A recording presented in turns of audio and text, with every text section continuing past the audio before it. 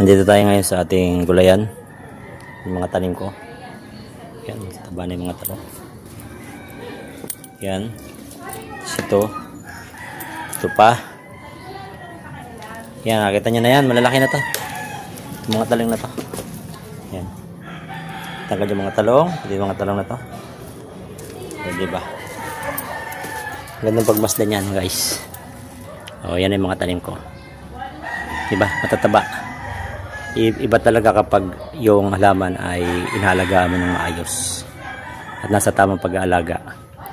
Sorry guys, itong mga talong na to hindi ko palaging binibili dyan kasi kailangan kasi ng mga talong yung nakahinga siya ng maayos.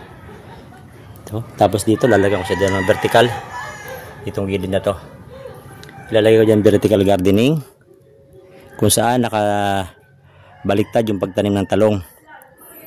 At ito ay mamumunga. Abangan nyo yun sa mga sunod kong upload. Dahil walang pasok ngayon, mabibigyan ko ito ng time para magawa ko po yung gusto kong gawin. At gusto ko yung ipakita sa inyo. Update ko lang po ngayon. Napakaganda na po ng ating mga talong. At ito po ay yung unang bunga niya ay aking tinanggal muna.